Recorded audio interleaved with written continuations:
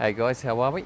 Well, another beautiful evening here in Pattaya, however you want to say it. So, some interesting comments regarding my last video, and I said a lot of South Americans are uneducated, or don't have the education, I suppose, of the West. And got some quite lengthy messages in the comments regarding that, so I think I offended a few people. But what I'm going to do is I'm going to put a bit of a graphic that shows the education level for South America, and I think you will see in that graphic that the majority of South American immigrants into America, into North America, or America as we know, the USA, are fairly uneducated. And I'm not saying that all people in South America are uneducated and don't have degrees and don't have professional skill sets. I'm not saying that at all. So if you thought I said that, you're wrong. But anyway, here's the graphic, and you can do some more research on that yourself. So, looks like China is on the verge of collapse, and I've been saying this, I've said this in previous videos before. China is in a very, very bad situation in regards to GDP to debt ratio, also the price of annual income compared to house prices, or the mean or average house price, is in some cases about 40. Well, I did see a graphic the other day which is set up to 49 times the average yearly income. So China will be in a very difficult spot in the very, very near future, if it hasn't already begun, with the debacle with was it Grand something or other, their biggest property development company. So China's in a very, very bad state, and the US will actually take full advantage of that. And they've already started to do that by closing a lot of companies that are trading on the American Stock Exchange. They're starting to call into question their debt levels and whether or not they should be trading on that exchange. Some of them, I think like Alibaba, have already ceased to trade. They've voluntarily ceased trading on the stock exchange. And I think you will see that continue to grow as the Americans brace for a financial collapse that could make Lehman Brothers look very small. So just be very, very cautious of this in the near future, because we are going to see this contagion spread right across the Western world.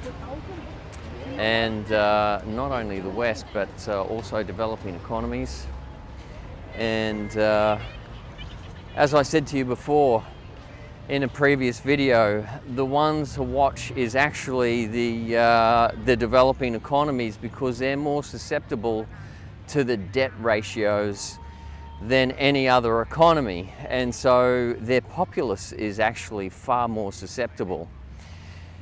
Particularly when you look at places like Sri Lanka recently, which absolutely imploded and is still imploding to this day. So that's just going to continue to happen. So keep an eye on that, because this is going to really spread. I know the Chinese government at the moment have injected $44 billion US into their economy, but this is only going to kick the can down the road. It's similar to the measures that the world took after the GFC in 2008. So watch out for this. It's going to be really, really difficult situation. The other thing that you really want to keep an eye on is your exposure to Chinese companies. And there are some cryptocurrency exchanges that are based in China. And I was saying to my wife the other day, we need to really mitigate our exposure to any sort of risk.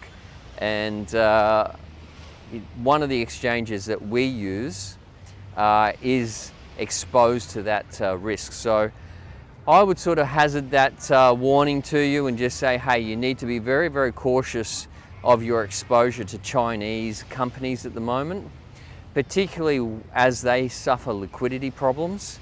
And this is only going to continue to grow and exacerbate. The real thing that people don't understand, though, is the semiconductor situation.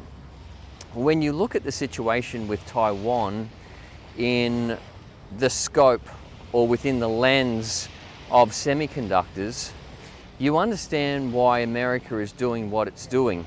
Because the country that controls semiconductors within the next century is going to be the country that goes ahead and flourishes.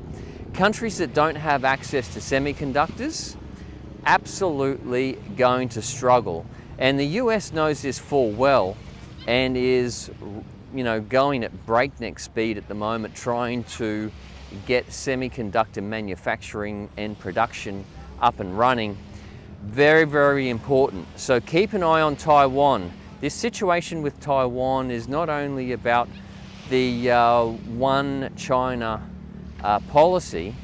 This is actually about preeminence or absolute superpower status within the next century.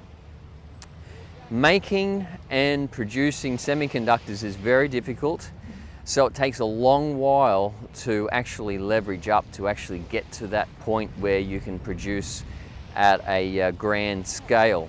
Taiwan is the world's leading semiconductors. I think they produce up to 76% of the global semiconductor market.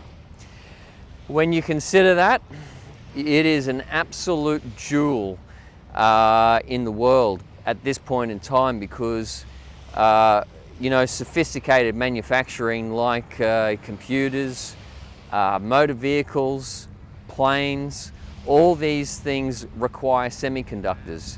And Taiwan, holding 76% of the world's global semiconductor manufacturing, you can understand why America is keen not to let the Chinese gain control of Taiwan. And I guarantee you they are not going to let China gain control of Taiwan anytime in the near future. They're going to control it 100%.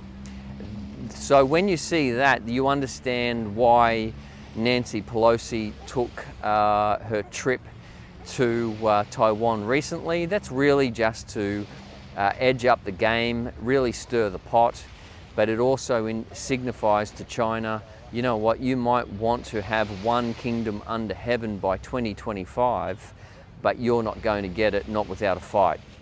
And the next one that I would be waiting to see is the UK and other Western countries really try to muscle in on that situation with Taiwan. So wait for a lot of countries to start to renounce the one China policy and really start to bolster up and side along Taiwan and start to equip them with a lot of weapons and that sort of stuff.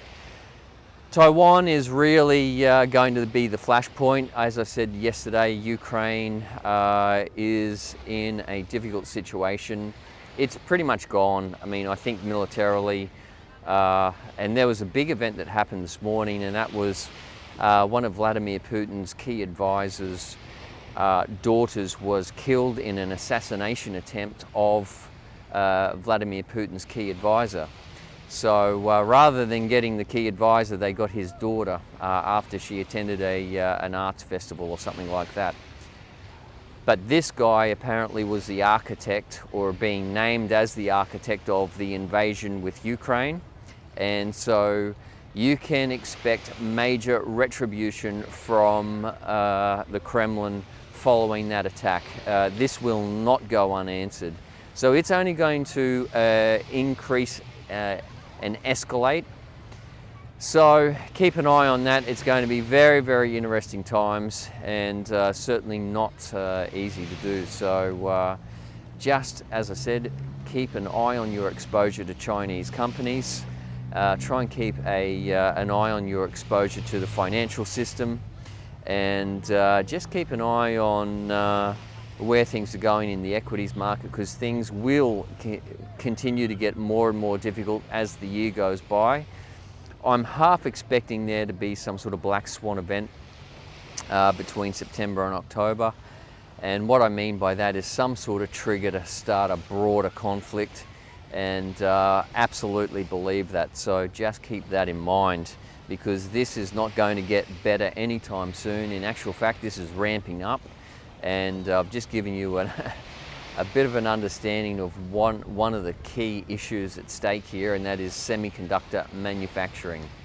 And it's also important. Semiconductors are absolutely necessity for the manufacturing of weapons. So anyway guys, going to leave that there. If you haven't liked and subscribed to the channel, do me a favor, hit the like and subscribe button, and I will keep you posted on my views on where things are going. This week we'll sort of go through and show you some more bits and pieces in regards to online businesses and that sort of stuff. So keep an eye open for that if you're interested in developing an online business, or developing an income stream that that is free of the 9 to 5 and location independent. So certainly keep an eye open for that. All right guys, love you and leave you. Speak to you soon.